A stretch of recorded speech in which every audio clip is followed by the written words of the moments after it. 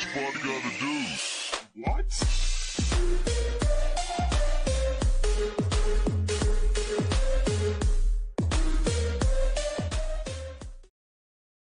It's your boy, Japanese Tutor.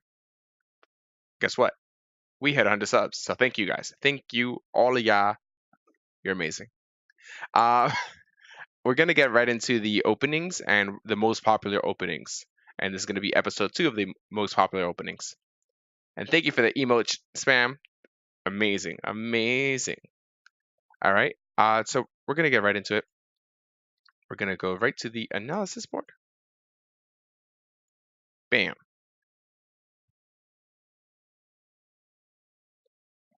And again, we're following Jeremy Silman's book, The Complete Guide to Chess A to Z, something like that. The complete book. So we're gonna go to the Budapest Gambit. So this gambit has been increasingly popular during the last decade, and players of all strengths seem to enjoy playing it from time to time. So after d4, knight f6, c4, e5, d captures e5, knight g4. So black kind of strikes a blow here, and he frees his pieces. So after e5, knight g4, the speculative knight e4 just doesn't work. It's not good. You could play it, but it's not good. White has many ways to continue, but the most popular way is bishop f4, knight f. So bishop f4, knight c6, attacking the pawn one more time, knight f3, and bishop e4 check. When white must choose between two very different ideas. The first idea is knight bd2. Knight bd2 intends to give the pawn back in return for the two bishops and a slight but safe positional plus. This line runs into this queen e7, a3, knight g takes on e5 first, because let's say you take the piece here, then we have checkmate here, right? Because attacking you, you can't take the knight, and your king is trapped. So don't fall for that. Knight captures e5, knight captures e5, e3, bishop captures d2, queen captures d2. When white's game is preferable, but black has chances for the eventual equality. The next move, instead of knight bd2, is knight c3.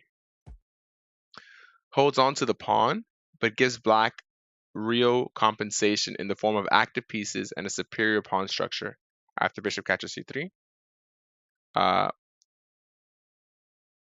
Let's see, b captures c3. And they say they do not delay this, like do not play queen e7, because then they have queen b3, which is really strong. So captures, captures, and now queen e7. Queen d5, f6, e captures f6, knight captures f6, queen d3, d6. And Jeremy Silman says, I must admit that this author prefers white's chances after g3 due to his two bishops, extra pawn, and the possibility of a timely knight d4. However, many players seem quite happy with black's game. The second player, after castling, can put tremendous pressure on the c4 pawn by knight a5, followed by bishop e6. So knight a5, followed by bishop e6 in some lines after castling. And the c5 square can also be a nice home for the knight. So sometimes maybe maneuvers like this might happen, or maybe maneuvers like this, moving this knight instead to come to this square.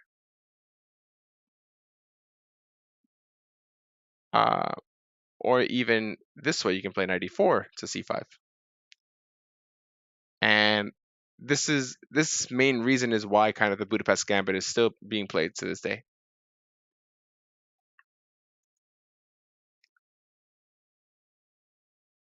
yeah, the Budapest Gambit is not so bad that it's losing by force, but you give white a pawn, so you really have to show your compensation for it.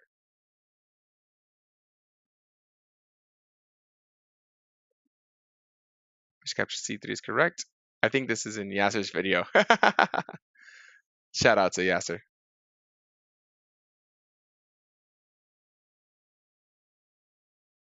Sure, I will do that. Thank you.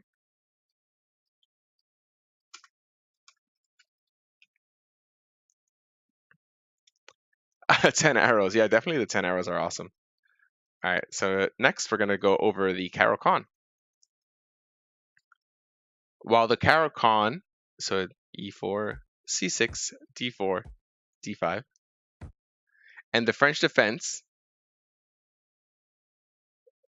so the French defense both strive to gain a central foothold of the D5 pawn. So you can play like this, or the French defense like this. Oops, sorry, this is a little bit too loud for me. And this is the French defense here. Okay, but they both aim to play D5 with some support. Although the immediate D5 is not bad either, and I'm pretty sure they're going to go over the center counter defense or the Scandinavian, as most people call it. All right, and the Caro leads to calmer positions than its French brother, and on the positive side, the move C6 instead of E6 keeps the C8 to H3 diagonal open. And something just happened in the chat. Oh, Caleb, thank you for following. Thank you, and enjoy your lurk, brother. Thank you for the support. Okay. And the negative side of this opening revolves around the fact that C7, C5 is still an important source of counterplay as compared to the French. Black has already moved this pawn and lost a tempo as a result. The slight loss of time in playing C7, C6. So they're saying that basically maybe C5 is a source of is a break that you want to do it anyways. So why spend 2 moves? And that might be why some people don't like it. You spend 2 moves for this break, rather than in the French, where sometimes you just break immediately. So E6, G5, and you can play C5 here as well. And you do that in 1 move. Okay. Okay. He will only make use of the C5 events when most of his army is developed. In the French, the closed pawn center enables him to play C7, C5 much faster. So in the Caro-Kann, C5 becomes a break much later, whereas in the French, you can do it much earlier because your pieces it's a close position, so nothing can really happen too much. Okay, so white exchanges on D5. Okay, so let's see. So E4, C6. Now, if you play the Cairo exchange, I mean, it's good, but I don't prefer it. Maybe knight C3 might be better. I like knight C3 a lot. I play the advanced variation myself. So let's see. So E captures C5, C captures C5. I think this just gives black a pretty good game. Bishop D3, knight C6, C3. The firm center prepares for play on the wings. So on the wings is over here. I'm going to try to play over here or over here. That's where your play is going to lie. So your pawn structure is telling you, hey, there's nothing in the middle right now. There's no really breaks. Like you have a break here. But as you see, they have a break here. So your break should be on one of the wings. So that's how the pawn structure tells us what moves that need to be made or what plans we need to go for. So in this position, white will seek to play on the king side. The king side is over here, right? This is the king side because this is where the king is. And that is the direction his pawns point to, while black will seek queenside play by making use of a minority attack. So white exchanges on d5, then places a c pawn on c4. So he can also do this line. And this is called the Panov-Botniavik attack. The sharp system places immediate pressure on black's central d5 pawn and black will support this with knight f6 and e6, making sure to avoid the early development of his light square bishop. Why? Because this piece needs to keep an eye on the b7 pawn. Forgetting about the rule. Okay, so let's say like knight f6, knight c3, bishop f5 leads to unpleasant repercussions because of queen b3, with a double attack on both here and here.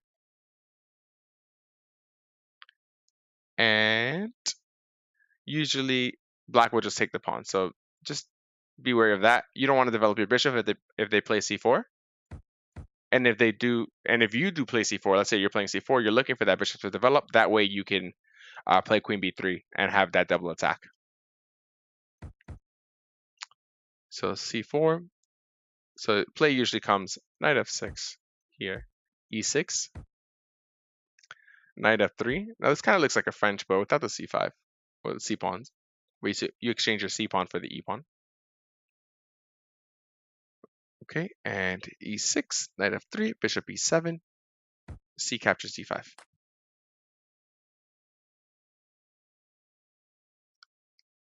So the reason we take here, so like we really want to move our bishop, right? But if we move our bishop, then we're gonna take, bam. So we might as well just relieve the tension and just take ourselves. I.e., and I explained this last video where if let's say you play here and you take, now they get an extra move, right? Whereas if let's say after bishop e7, let's say we play a move like this, and then they take. Now, oops, sorry. Now they have an extra move, right? You have your bishop g5 move. So that's an extra move that you have. So instead of that, you prefer just taking yourself. That way you don't lose that small tempo. So knight captures d5, bishop d3 now. b3 is b1. Bishop d3, castles. And knight c6.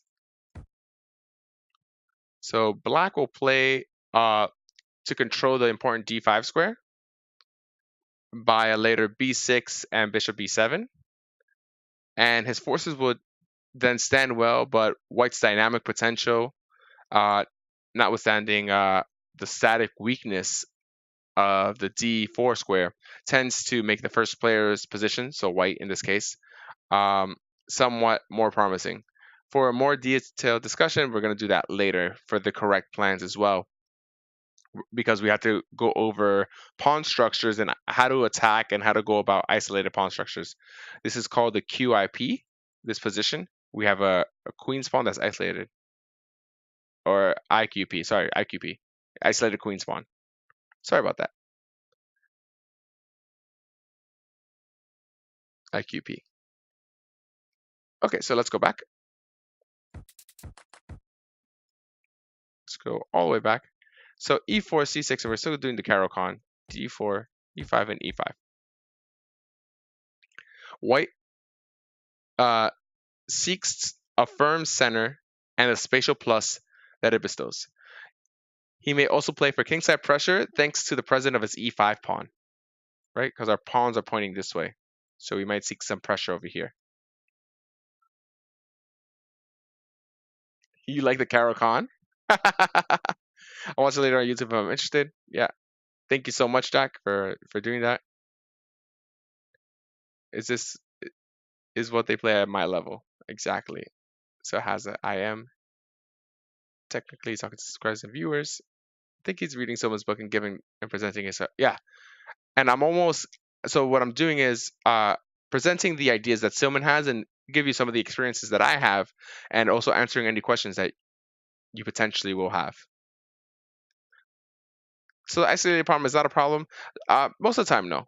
What do you think is the best line versus the Caro-Kann? In my experience, I really like the knight c3. I like knight c3, and I like the e5. So I'll move forward knight c3 or move forward e5.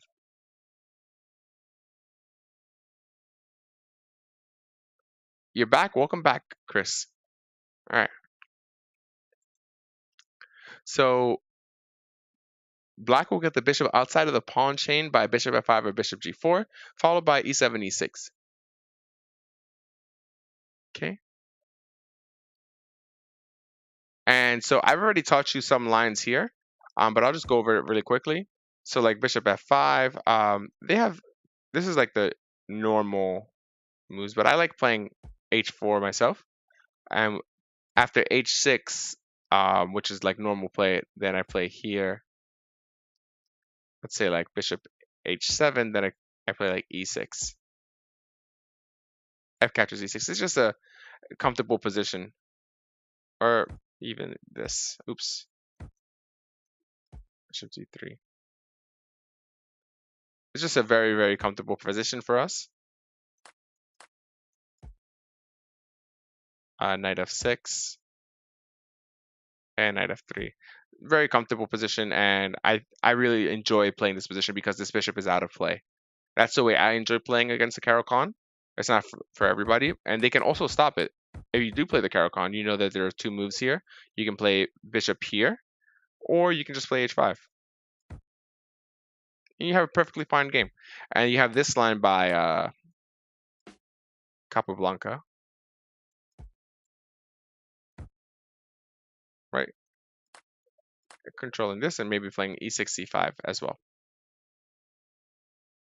And even playing knight e6 and coming here because now black controls that square. So it's perfectly fine to play like this as well.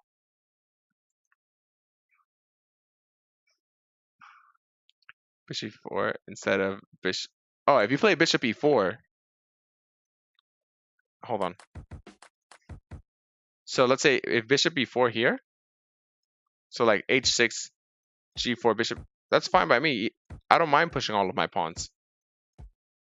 e6, and now I'm going to play bishop d3. Now this is very weak. Right, so let's say takes, right? What does he play? A lot of people like to play queen d6 here. And just f4, get our knight into the game. Queen g6 check is also a threat. There's just so much. This position is so rich that I honestly really enjoy playing it. Just because there's this one simple thing that this bishop is stuck behind two pawns, and this pawn is not going to move.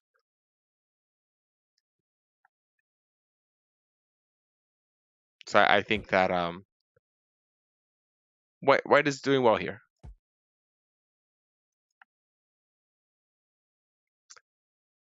But I got a professional team watcher title for nothing, so I'm here dual stream. Well, thank you, Safitu Gem. Thank you for being here. Why not h6 instead of h5 to trade bishops anyways? Bishop h7 after f3.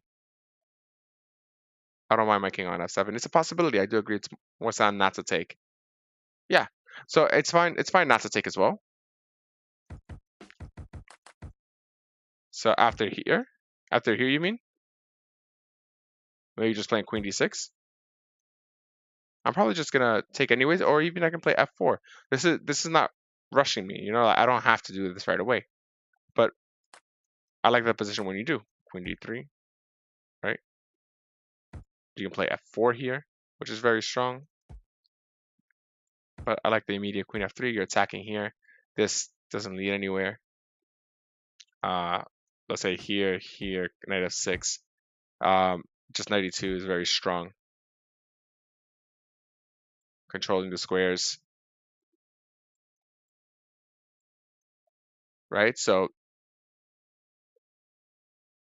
yeah, it's not too bad, but I'd rather not take.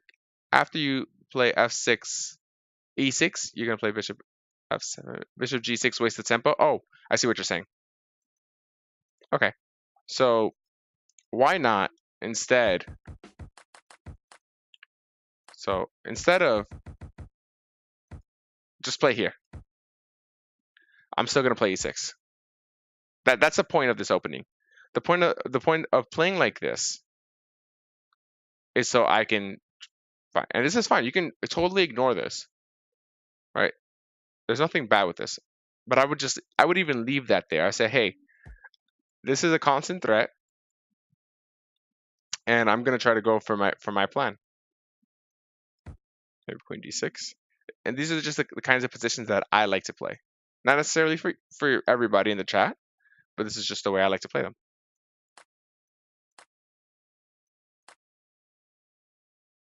Right, and F4. Is there a comeback to this? Yeah. I mean, it's not busted. Don't, by no means is this opening like cracked. It's just I prefer these types of positions and or a way to survive the bad position. Oh, Sakuragumi, arigato. Thank you. Give me that knowledge. Has it been 5 minutes already? Black has idea of C5, knight bd7, E5. Exactly. Yeah, that is so true. All right, so let's go back and let's see what else he gives. He gives E4, C6, C4. And this is the line that I used to play, and I play this a lot in tournaments if they play the Caro-Kann against me. These kind of positions. So I play the E5 in blitz, and when I play tournaments, I play this line. I just there was this game by Tall Baron that really inspired me to play like this. Okay, so knight c3, d captures e4. He's just got such an easy position, like really just easy position. So it offers adequate play to black due to his ability to get his bishop outside of the pawn chain. And black will often strive to bring his bishop to f5 or to g4 before playing e7, e6. So something like this. But you just get really, really easy play. And I like this for white.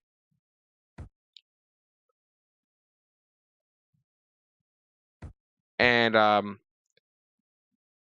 white can also, black can play for an imbalanced pawn structure like this, and then G captures. Very nice. And E captures, F6 is also possible, but they say that it offers less dynamic possibilities. And he can also develop quietly. So for black, you can also develop quietly. So D6 takes and knight bd7. And followed by knight gf6. This is somewhat passive, but highly popular system, and it's favored by the British Grandmaster Jonathan Spielman and the Russian former world champion Karpov, or Anatoly Karpov. Black hopes to develop his pieces in a quiet manner after knight bd7, knight gf6, e6, bishop e7, like this, bishop e7, sorry, and then castles. And then he's going to play the eventual c5. And white will try to make use of his spatial superiority by attacking in the following ways. One, he will create an attacking chances on the black's king by castling queenside and then attacking here and advancing his king-side pawns. Or he will play a fairly quiet game by castling kingside and bring his rooks to the center.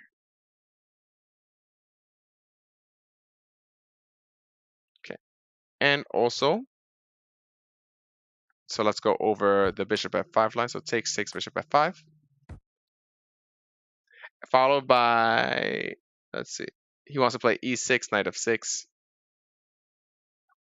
White will probably castle long, though castling short is also possible, and try to restrain black's activity by clamping down on the e5 square, which will give a nice home for the white knight by placing his rooks in the middle. American Grandmaster Yasser Seirawan has always been fond of this classical main line. Yeah. And if you're looking for somebody who played the Caro-Kann very well as well recently, I recommend that you find a grandmaster called Ziad Izoria. Amazing player. First of all, he's a really, really nice guy. I've met him a couple times in New York. And yeah, you should go look at his games because he has a lot of amazing games. I would even consider him an authority in the Caro-Kann.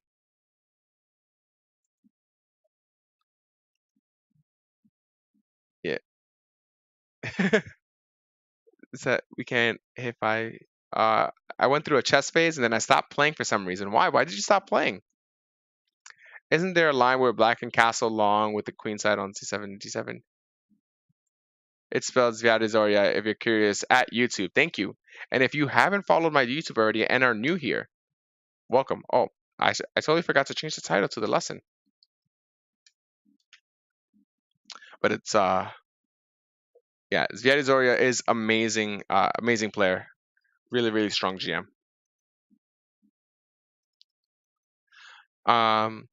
Okay, so this is going to be the center counter defense, and it's also known as the Scandinavian. This opening has never enjoyed a good reputation, but strangely enough, it's been used by the world champions like Capablanca, Alekhine, um, Grandmaster Larson, Rogers, Anand.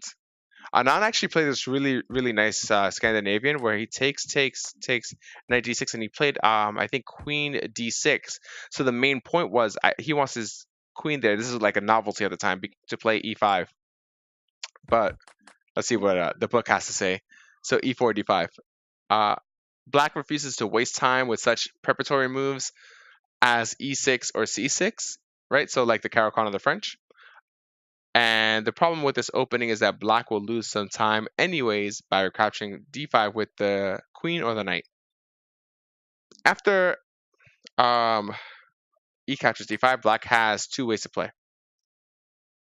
The main line of the center counter calls for this. Queen captures d5, one knight c3, queen a5, d4. Though white's position seems makes a nice impression, more central space, black can get a solid game by just playing regular moves like knight f6, knight f3, bishop f5, followed by e6, c6, e6, c6, knight bd2, and whenever they attack our queen, we can always play our queen back here or the queen to c7. It's your choice. But I like c7 because you can play the rook to d8. So for those of you who do not like to bring your queen out too early, you can also play this move. Knight f6, attacking here.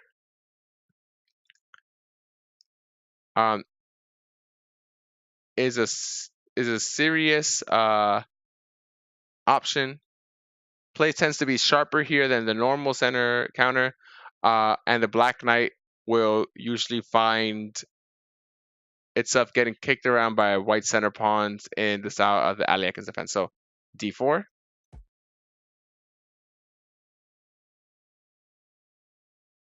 So you said that also possible and also interesting is maybe bishop b5 check. Is also pretty interesting. So let's say c4. Oops, sorry.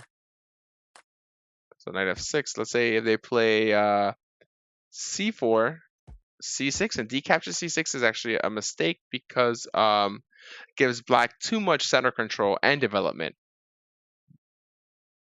Therefore, after c6, you should play d4, right? d4, c captures, and this transfers back into the Caro-Kann, the Panobotnovic attack. And this is why it's good to study a lot of different openings. Not necessarily play them, but just to study because you get ideas, and this so you get ideas from different openings, and you can use them in other openings. And what we're going for is not like a complete repertoire for now. We're not going over a complete repertoire. What we're doing is we're trying to get the ideas from each opening and see what we should do, and maybe we can have our own genuine ideas and say, hey, I want to play in this way. I want to play in this manner. I know that this is black's plan. I want to play like this, and I want to develop my pieces this way. And that way you can start creating better and better plans because you already know black's best try or second best try or white's best try. Okay. And yep. All right, cool. And that's it for now. The next one we're going to go over is the Kali opening, but that's going to be for the next lesson. I know that we covered a lot here, and especially with the Caro-Kann into the Scandinavian, it's kind of really, really sharp openings, and try to take the ideas, in the Carol you really want to push here after you finish your development. Okay. Thank you guys so much for being here. And if you learned something, hit that subscribe button. Make sure you like the video and hit the notification button as well. Thank you so much.